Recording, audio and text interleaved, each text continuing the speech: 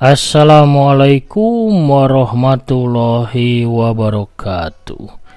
Sampurasun para mancomania, salam dunya. Tepang dangudainya sareng aki di acara nu manehnya teh dongeng Sunda di kanal YouTube Mancomania. Tempat urang ngadarepong sadayana bari ngadangukeun dongeng Sunda. Kamari perantos rengse naratas bagja ayeuna urang pedar lakon enggal anu judulna teh Teu Sampurna. Carios teu sampurna reka aki nyalira mugi-mugi wae tiasa janten panglipur kalbu pangbeberah kana manah pangrepeh kana hate. Ubar ngabang balerkeun kacape dina saparantosna urang sadidinten kasab nyiar kipayahnya oge mulangkeun katineung kana mangsa kapungkur mangsa baheula urang hiburan ngadarepong payuneun radio ayeuna mah ngadarepongna payuneun HP. Daramang sadayana para mitra kaum dangu, alhamdulillah upami daramang manya bari malam mingguan urang bari ngadangkeun dongeng sarangan ku akinya.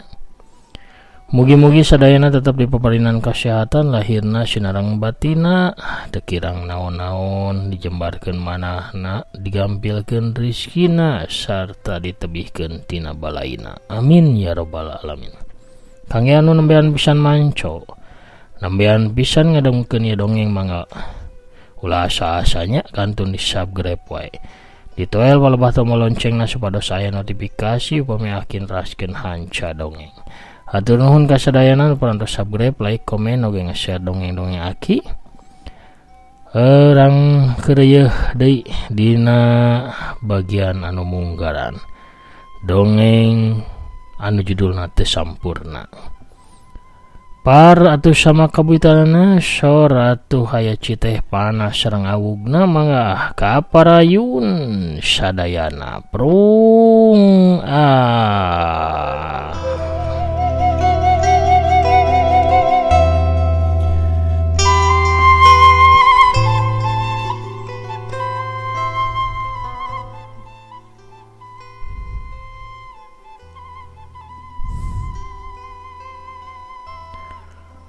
Wanci tunggang gunung di wewengkon Paya Meligoe, Aceh bagian wetan. Kacida endahna angin leutik ngahiliwir, nebakana dangdaunan ngendageun daun ting arulang kawas anu ngagupayan. Manuk recet di sarada, arulin ting araclog silih udag pada baturna. Di belah kaler pasir Sudan ngadingding diukir ku jalan satapak anu ting arile luar leor kawas orai anu melit kana pasir. Dina kayan kitu hiji mobil bus jurusan Medan Banda Aceh nyemprung ti arah kulon. Mobil teh panumpangna ukur karisa urang. Saurang awewe tengah tubuh make sweater warna kayas diuk dina bangku jajaran tengah. Leungeun katuhuna ngodok kana tas cangklek anu dilahun ku manehna. Hiji kertas minangka gambar peta wewengkon Aceh diulak-ilik manitelik. Kiri pir, cek si awewe ka supir bus reg mobil eureun. Jerut si awewe teh turun tina mobil. Eta awewe teh leumpang rumanggieu, leungeunna ngageter nahan ka nyeri. Panona anu cureleuk rambisak baseuh ku cimata. Sorot panona pinuh ku kasono anu dibarung ku katunggaran batin nu teu weleh jadi bang baluh dina hatena. Lengkahna jumarigjeg awakna anu kagorogotan kasakit komplikasi geus teu kuat ngahayukeun kana tekad anu kuat. Kahayang amprok pajonghok sanajan ngan saukur patilasanana. Jadi dadasar manehna maksakeun awak geringna lumampah jauh di kota Bandung ngajugjug wewengkon paya meligoe. Solontod bru ngadadak awakna rubuh di sisi jalan. Badana ngudupung. Sirahna maksakeun cengkat neuteup ke arah tujuan manehna anu lumampah. Panonna beuki juuh ku cimata, nyurucut bedah teu katahan. Leungeunna nunjuk ke arah anu dipencerong. Ukur sakadapan leungeunna tuluy ngulapes. Disusul ku nutupna panon anu masih terus ngucurkeun cimata. Nyaharita lalakon hirup eta awewe teh pungkas tepi kadinya. Cunduk kana waktu ninggang kana mangsa, nyawa paturai ninggalkeun ragana. 2 poe ti harita di hiji klinik di kota Bandung. Di rohangan pameriksaan dokter, saurang lalaki tengah tubuh anu buukna geus kulawu ku huis keur cumarita ka dokter.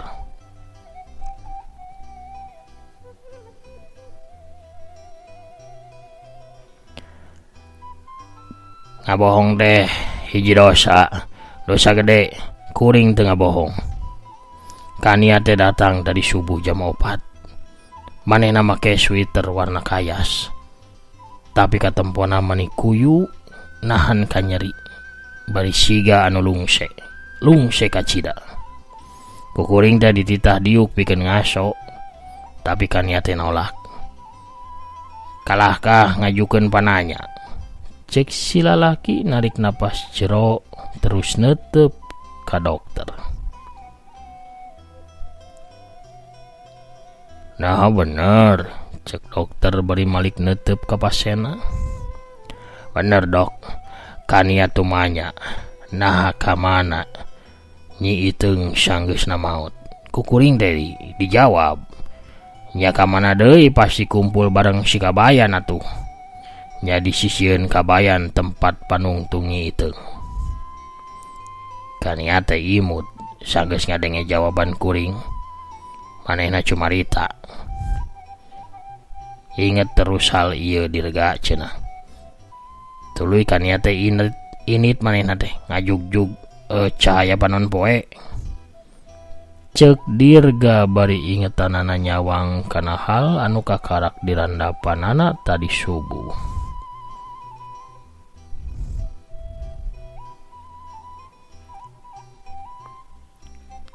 Dirga kania teh geus ninggalkeun anjeun 20 tahun ka tukang. Anjeun masih can ikhlas, masih inget bae. Eta teh ukur lamunan, hayalan, imajinasi, samacem halusinasi. Tiap 2 tahun sekali anjeun ngadongeng hal anu sarua. Anu perlu dilakukan ku anjeun ayeuna mah reureuh istirahat. Kedosi sobatna kukuring urang tingkatkeun. Cek dokter bari terus nulis resep dina buku resep. Kuring mah teu butuh obat dok, sabab kuring mah teu gering. Kuring teu owah deh.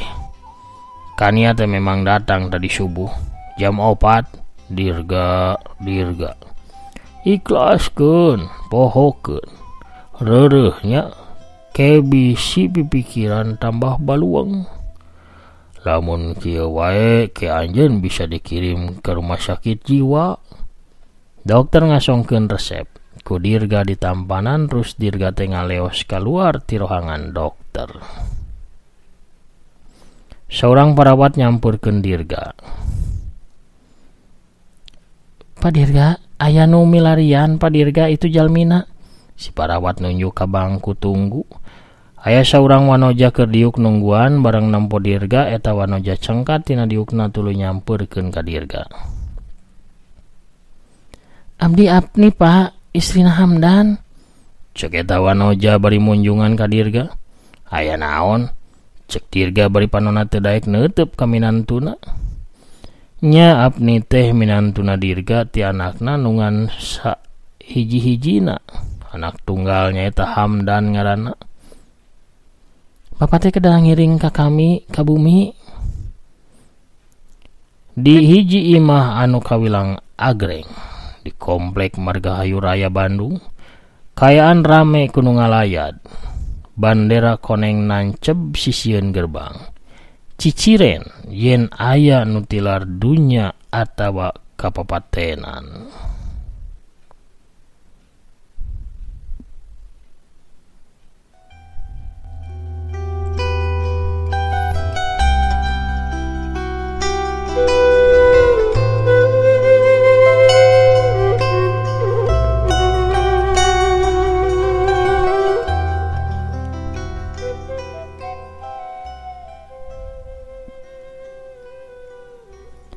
Di rohangan tengah imah, Hamdan keur cumarita jeung Pak RT oge anu sajena.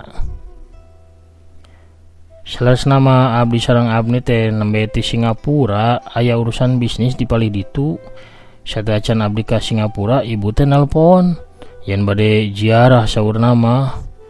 3 dinten saatos Hamdan ngarandeg cumaritana. Sabab nempo Apni pamajikana datang ngiringkeun Dirga bapa tegesna ka jero rohangan tengah. 2 pasang panon pamprok bapa jeung anak silih pelong. Teu aya rasa kanyaah saeutik ge anu muncul tina papanggihna anak jeung bapa. Teu aya kalimah anu kadal ti duanana. Hamdan ukur ngareret ka Apni bari sorot panonna siga anu nganaha-naha. Manehna nuluykeun cumaritana. 3 dinten satos kami mulang, nembe kami teh sadar yen ibu teh ngaleungit. Kami laporan ke polisi, satasna polisi ngabaran yen layon ibu kapendak saurna di pinggir jalan anu sepi di sabudeureun Payameligoe, Aceh bagian wetan. Cek Hamdan ka Pak RT jeung nu ngalalayad. Oh naon ibu aya di Aceh? Cek Pak RT bari neuteup Hamdan pinuh ku rasa kaheran. Nya eta mah mangrupi hiji misteri pikeun abdi ge. Apni sareng pihak polisi Pak RT margi teu acan aya nu terang kunaon ibu bet angkat ka Aceh. Sawaktu ramdam cumarita, Dirga mah lalaunan muru kalayon anu aya di eta rohangan. Panonna neuteup rarai layon anu masih katempo sesak kagelisan mangsa ngorana. Sagalana kagambar deui lalakon puluhan tahun katukang dina mangsa-mangsa ngarungan kahirupan jeung manehna. Kuring apal naon anu dilakukeun ku anjeun di Aceh. Anjeun datang tadi subuh. Anjeun geus mayar mahal kabodohan anjeun kania. Awet teu boga kaera kawas anjeun, pasti ditakdirkeun kawas kieu. Dirga teh ngagerendeng sorangan di hareupeun layon kania. Ngadenge kitu, Hamdan nyurungkeun Dirga tuluy dibawa ka jero kamar. Cukup Pak, cukup. Ulah nyarios kitu. Hamdan, eta teh Ibu Hamdan Pak. Lamun Bapak nyarios we kitu, Bapakku Hamdan bakal diusir ti dieu. Abni, kunaon mau Bapak ka dieu? Bapak teh kalebet kula warga tuh cek Apni anu milu asup ka kamar.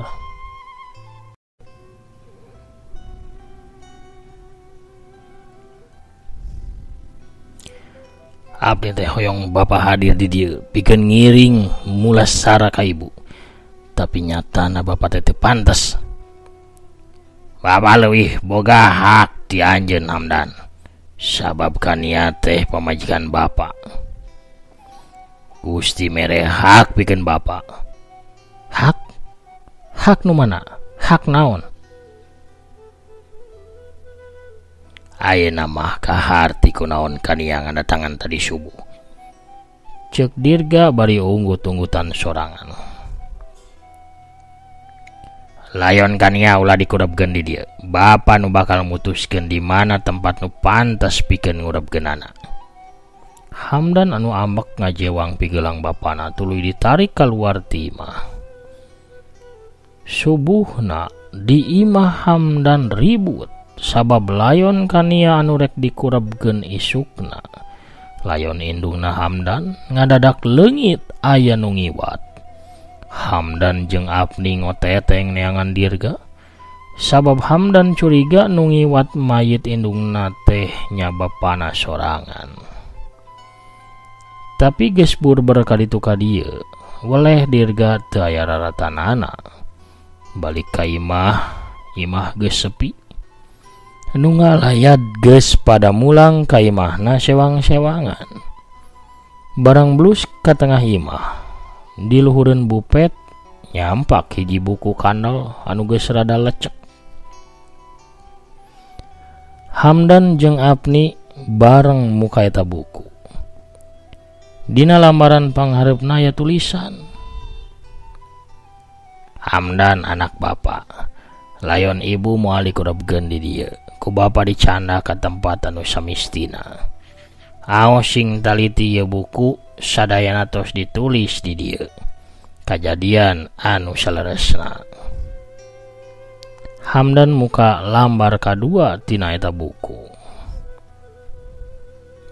23 tahun katukang di hiji imah anu basaja naker di wilangan Banjaran Bandung. Saurang awewe ngora umur 20 tahun keur diuk dina kursi di hareupeuna meja kayu anu diamparan ku taplak meja warna bulau.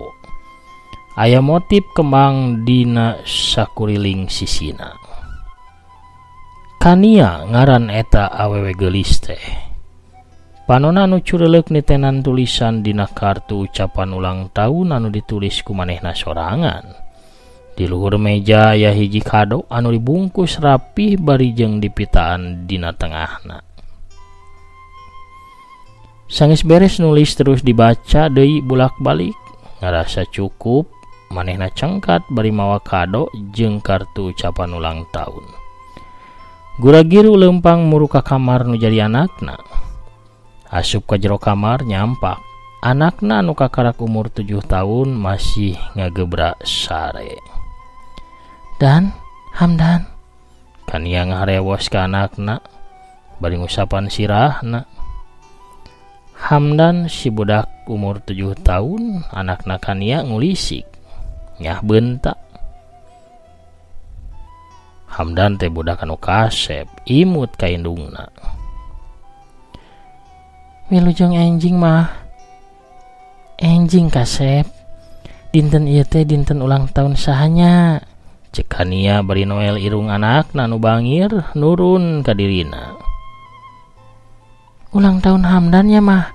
Hamdan ngajawab bari tetep imut. Cup, wilujeng ulang tahun kasep. Tinggal naon anu dikirimkeun ku bapa hidup. Cek kania bari ngasongkeun kado jeung kartu ucapan ulang tahun anu tadi menang nulis manehna. Hamdan gewat diuk luhur ranjang tuluy muka bungkus kado. Hayo, naon eta teh kasep? Cek kania bari pura-pura penasaran. Laptop mah. Saya henteu. Saya pisan mah. Si kado teh si horeng laptopan. Keur budak leutik anu fungsina pikeun diajar ngetang jeung diajar maca. Hamdan muka kartu ucapan ulang tahun. Mah, Bapak. Hamdan melong ka indungna. Bapak teh bakal enggal uih kasep ngan Bapak damelna tebih tugas kangge nagara. Damel kunaon Bapak damelna teu beres-beres mah. Kania bingung ngajawab pananya anu jadi anakna, manehna gewat nyalengorkeun caritana kana hal anu sejen. Tinggal kasep, Gusti masih hanaon kangge ulang tahun Hamdan. Cek kania beri nunjuk kana pot kembang anu aya di sagedengeun jendela kamar. Mawar beureum mah, saenya mohon Ngadadak sora guludug di sada menit tarik. Memang harita geus ngamimitian usum hujan. Hamdan ngagabrug ka indungna bakat ku sieun ku sora guludug. Ulah sieun Kasep. Gusti cumarita ka manusia. Salah sawiosna ngaliwatan guludug. Janten ulah sieunnya. Ceuk Kania bari nyium tarang anakna. Ngalibaka itu. Teras urang angkat ka sakola. Hamdan unggek tuluy dituntun ku Kania muru ka kamar mandi.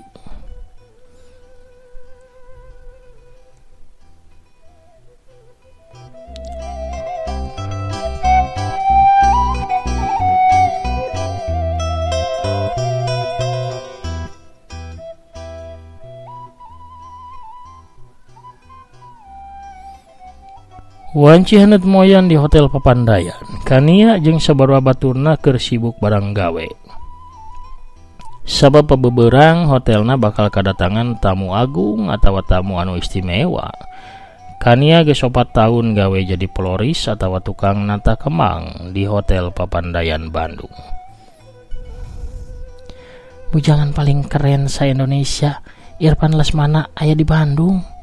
Ceuk Rani batur gawena Kania bari panonna terus melototan surat kabar anu ngaberitakeun Irfan Lesmana. Anu beneran? Ceuk Kania bari malik ka Rani. Ih bener 1000%. Walon Rani. Emang saha si manehna teh? Tanya Kania deui anu memang teu apaleun ka ngaran Irfan Lesmana. Hah? Kania anjeun teu apal? Jalma ieu teh jalma anu teu boga imah neng ye. Tapi ngabogaan 105 hotel. Matakna ieu sing remen maca koran atuh. Ceuk Rani bari ngasongkeun koran anu cekelna, tapi ku Kania teu ditampanan.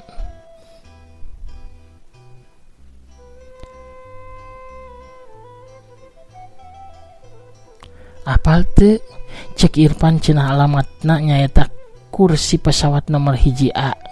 Keren pisan atuhnya. Aduh, pokoknya mah Irfan teh bakal ka Presidential Suite Room hotel urang engke jam 2 beurang. Jam 2 beurang ayeuna. Tah bos urang teh geus nunjuk ka Kania pikeun nata Presiden Suite Room supaya leuwih endah.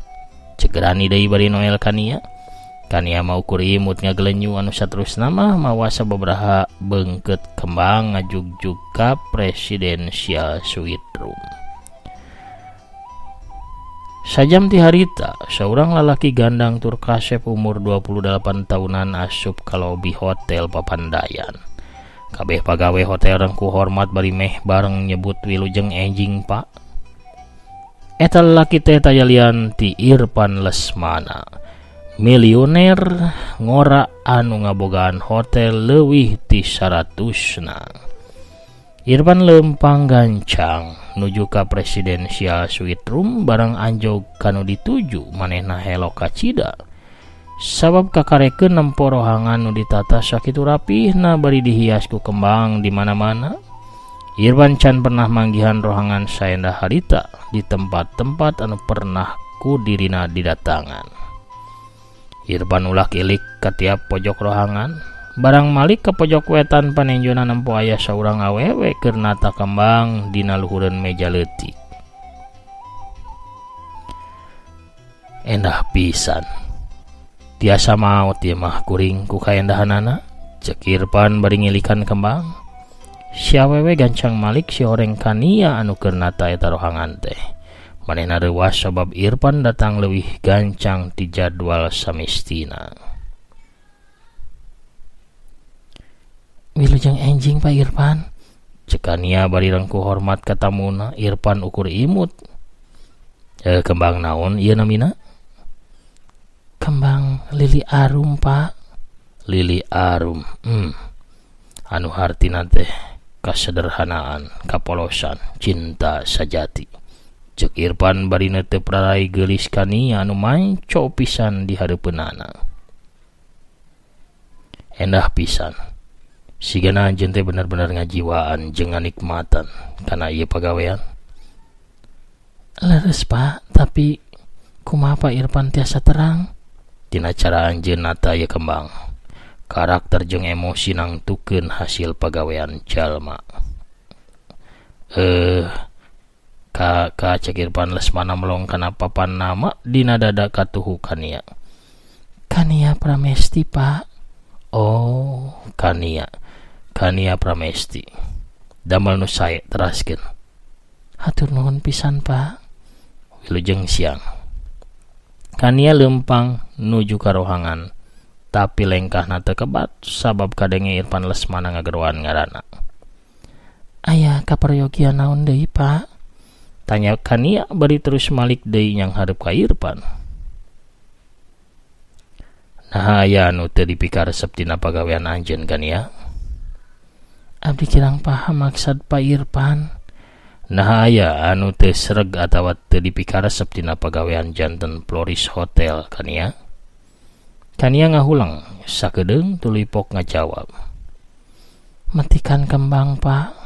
Sanajan kangge kamaslahatan jalmi, tapi kembang teh sakitu lembutna, malah aya anu masih kuncup kene, ngorbankeun maneh pikeun kabagjaan urang, cintana jalma, prestasi urang ukur bisa metik teu aya nu sanesna. Salami 4 tahun pada melan ieu nu nganaptahan keluarga abdi Pak. Kania leres, seueur anu dikorbankeun pikeun ngajaga kulawarga. Bagja tiasa wanoh sareng anjeun Kania. Hatur nuhun Pak Irfan. Kania unggek tanda hormat tuluy malikeun awakna muru kana panto kaluar.